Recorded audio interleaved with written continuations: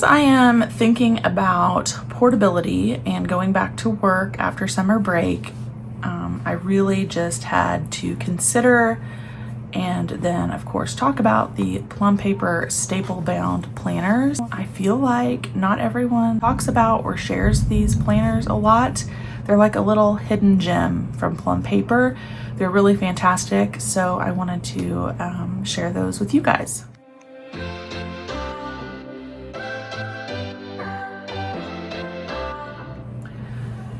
So first of all, there are 3 sizes. I only have 2 of them here. There's a small, medium, and large. I'll pop those up on the screen for you if I can, but this is the large, this is the medium, and then there's also a small, which I don't have.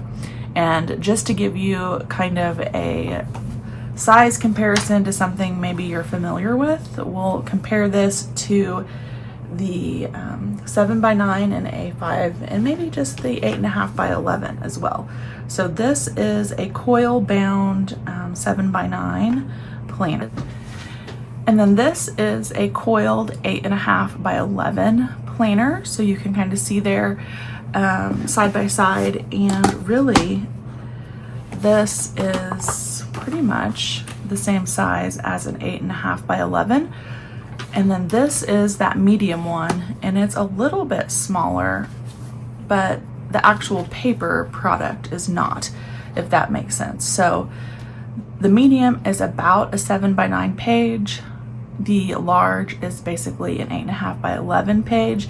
You just don't have that added bulk of the coil, which, you know, that makes a difference if you are transporting planners to and from different work situations, in a tote bag, in your purse, whatever.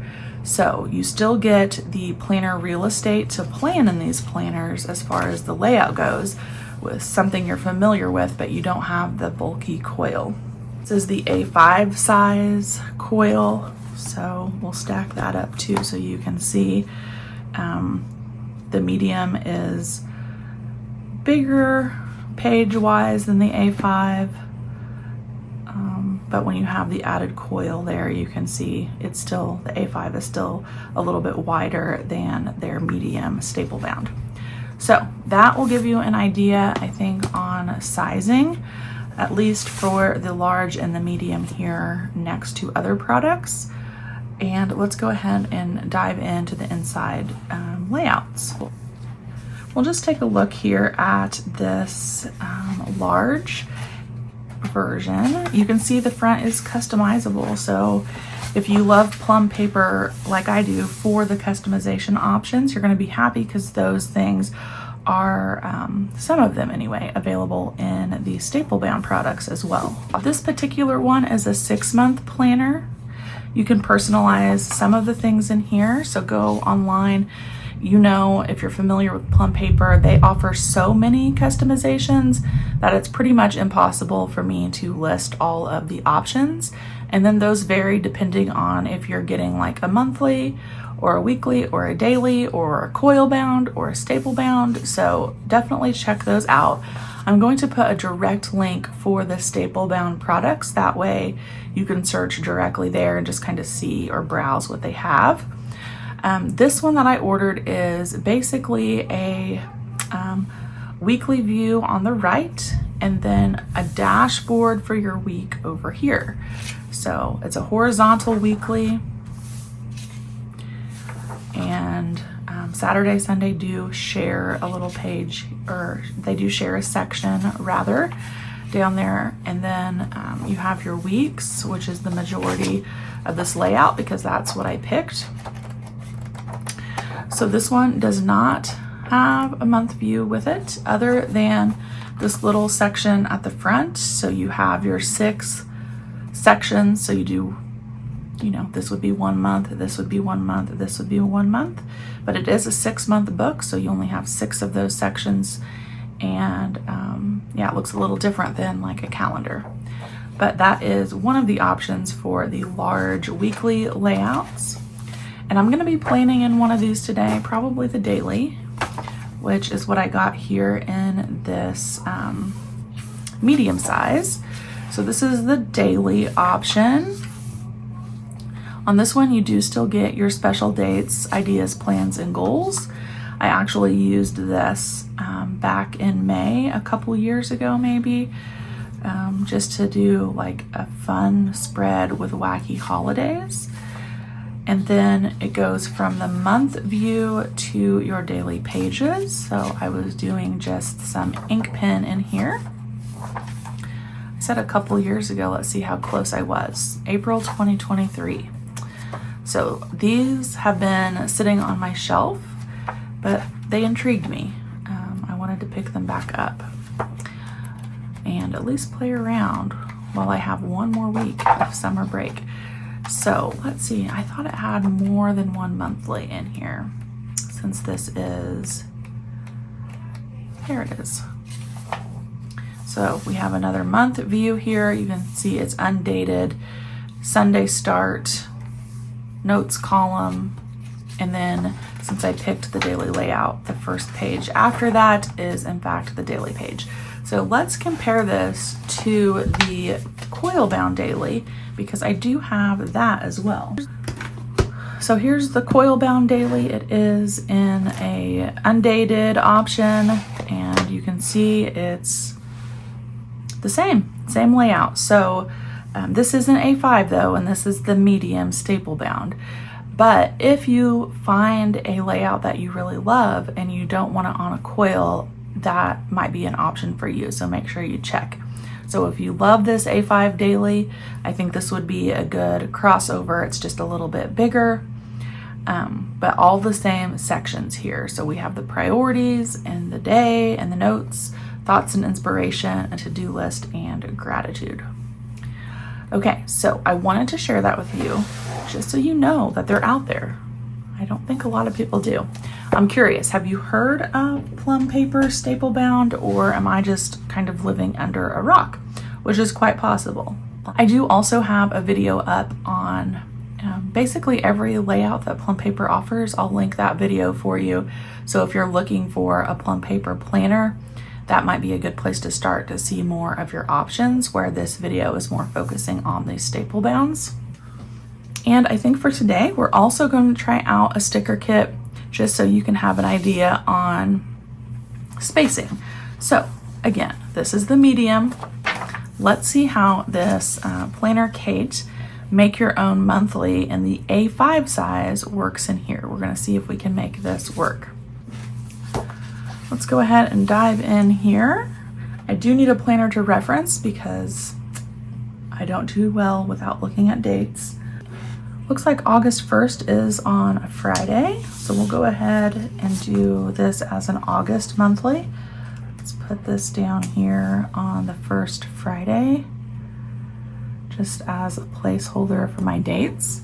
Oh, I need to move it. Do I need to move it? Friday the 1st. This is a Sunday start, and I was kind of looking at a Monday start planner, but that's okay. I think knowing that, I'll go ahead and put down these strip headers, see if they're long enough. I'm going to cover up the part in the planner that says the day. This is a little bit short on the A5 size, but this is what I wanted to test out. I wonder now if the 7x9 make your own monthly kit would work, but we're going to go with this. And actually, you know what? Sometimes when this happens where I don't have something that's quite large enough, if I center the sticker, it makes it a little bit less noticeable, and almost on purpose. So then we'll put this Sunday sticker down and keep going here for the rest of the week with these headers. Now you can see that the actual header itself fits just fine. So if you didn't want to put the blue strip underneath, I have done that before too, where I just use these day of the week stickers without the blue strip behind it. Oh, look at me. I need to do the same thing over here. This one will be long enough because I won't go all the way across. I will stop here at the edge of the calendar. can't find my ruler, so we're going to use a Post-it note as a straight edge. So we have that down, and then I'm not going to put you through the torture of watching me put down a bunch of these dates, but I am going to take the time to go ahead and finish dating this monthly. So with YouTube magic, we'll be right back. All right, we're going to stop here with the 30th because I do not prefer sharing boxes among 2 dates, and the 31st, if I'm using this planner, then would go in the next month. That's just how I like to do things.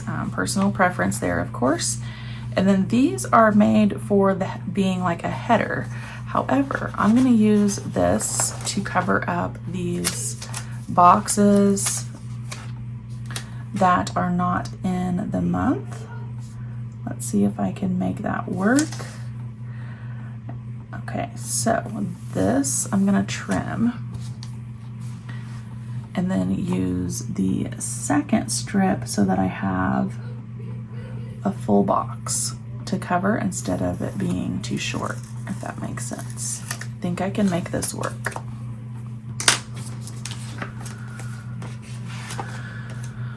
And we'll put the second one down and just kind of try to line that up as best as I can.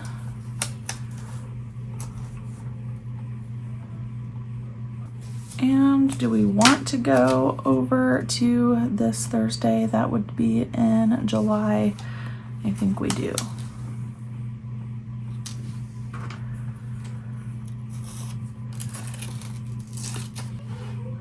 I'm going to start with my husband's on-call dates for the month. And I'll use the thin washi off of this sheet here. And that will be on, looks like the 16th. Starting in this evening, probably. We'll just put it up here towards the top. And then definitely carry that over to Sunday here. And I think I would actually like if we put a skinny little header up here for the sidebar.